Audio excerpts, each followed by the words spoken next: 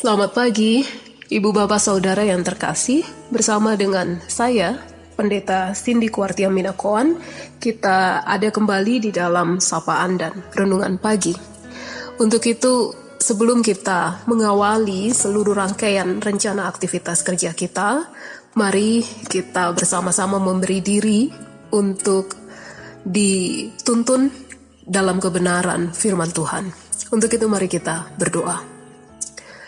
Tuhan yang kami kenal dalam pribadi Yesus Kristus, terima kasih untuk hari yang baru ini. Terima kasih untuk kesempatan untuk kami boleh berkarya kembali demi hormat dan kemuliaan nama Tuhan dalam segala rencana aktivitas kami. Kiranya karunia Tuhan turun atas kami dalam tuntunan hikmat Roh yang Kudus, sehingga dalam tuntunan hikmat-Mu saja kami boleh mengerjakan seluruh aktivitas kami, boleh menghidupi hari ini dengan apa yang benar di hadapan Tuhan, dengan segala yang mendatangkan berkat bukan hanya bagi kami, tetapi bagi setiap orang yang kami jumpai. Terima kasih Tuhan, karenanya biarlah melalui kebenaran firman ini kami boleh dikuatkan dan mendapatkan tuntunan yang menyelamatkan kami. Di dalam nama firman yang hidup Yesus Kristus, kami menyambut-Mu. Amin. Ibu Bapak Saudara, bagian bacaan kita dari Injil Markus pasal 8. Injil Markus pasal 8, ayatnya yang ke-34. Saya bacakan untuk sekalian kita. Lalu Yesus memanggil orang banyak dan murid-muridnya dan berkata kepada mereka, "Setiap orang yang mau mengikut aku, ia harus menyangkal dirinya, memikul salibnya, dan mengikut aku." Nah, demikianlah pembacaan firman Tuhan.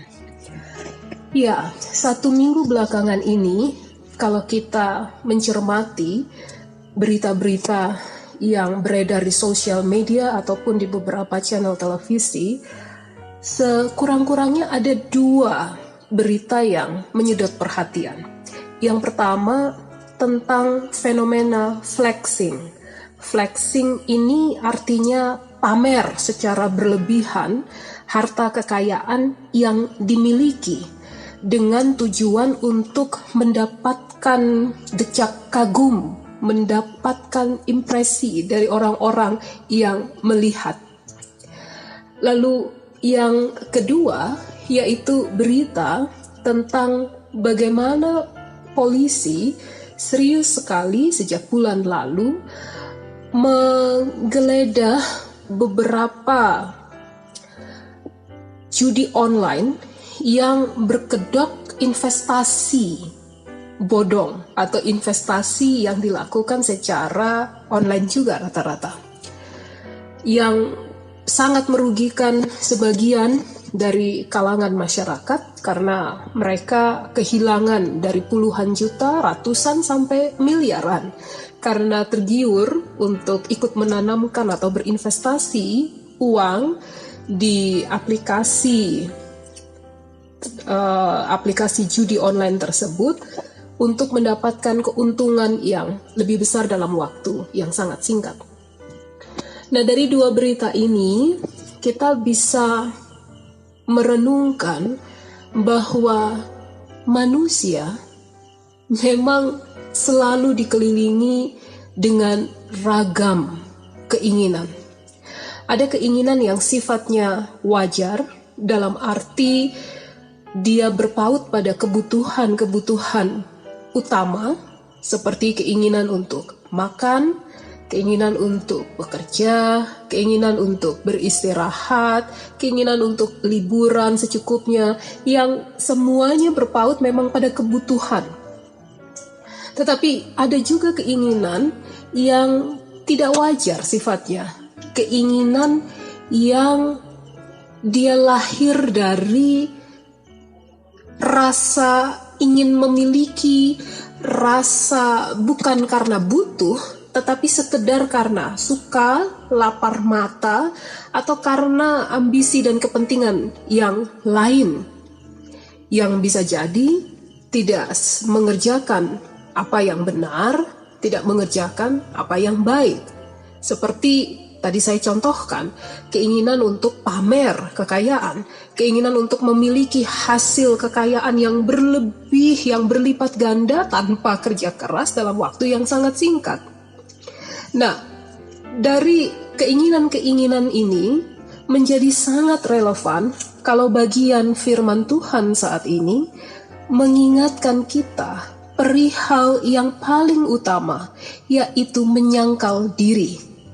Ya, menyangkal diri ini artinya setiap kita harus betul-betul bisa menyeleksi secara ketat pelbagai keinginan demi keinginan yang timbul dari dalam hati dan pikiran kita sebelum itu diwujud nyatakan. Karena tidak semua keinginan itu yang saya katakan tadi mengerjakan apa yang benar seperti apa yang Tuhan kehendaki. Ada kalanya dan seringkali keinginan-keinginan itu hanya sekedar sebuah keinginan dan bukan lahir dari satu kebutuhan. Karenanya, menyangkal diri justru menyelamatkan kita dari kesia-siaan. Selain itu, menyangkal diri ini berarti kita tidak menempatkan ego kita sebagai yang tuan, sebagai yang utama untuk kita dengar, untuk kita turuti, melainkan kita selalu belajar untuk menempatkan apa yang sebenarnya Tuhan kehendaki, kebenaran kebaikan macam apa yang semestinya kita wujud nyatakan dalam rangka mempermuliakan Tuhan dari setiap detak kehidupan kita.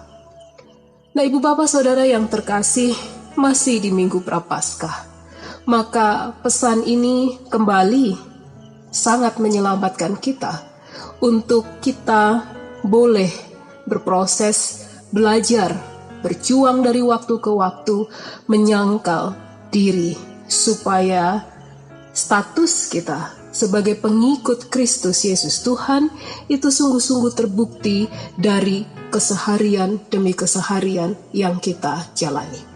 Selamat menyangkal diri dalam satu hari ini, bahkan dalam hari-hari ke depan, agar Tuhan selalu dipermuliakan dan kehidupan kita tidak berorientasi pada apa yang tidak baik, pada apa yang sia-sia. Kiranya Tuhan menolong dan menguatkan kita. Amin. Mari kita berdoa. Tuhan, terima kasih untuk kebenaran didikan firman-Mu. Kami boleh dituntun untuk kami tahu apa yang mestinya kami kerjakan dalam nafas yang telah Engkau karuniakan kepada kami. Tolong kami supaya kami bisa mewujud nyatakan firman yang telah kami dengar bersama dengan kuat kuasa Roh-Mu yang kudus. Dan berkati segala rencana aktivitas kami di hari ini, supaya kami selalu ingat untuk mempermuliakan Tuhan dan tidak menjadikan diri kami batu sandungan dalam segala apa yang kami lakukan dan kerjakan. Biarlah melalui apa yang kami lakukan, orang melihat Engkau dan orang bisa mengalami perjumpaan denganmu, tersentuh untuk juga boleh ikut mempermuliakan Tuhan dalam kehidupan mereka. Terima kasih Tuhan, inilah syukur dan permohonan kami. Kami percaya hikmat Tuhan ada pada kami. Termulialah Engkau dari saat ini sampai kekal selama-lamanya. Amin. Selamat pagi, selamat beraktivitas untuk kita semua. Tuhan memberkati.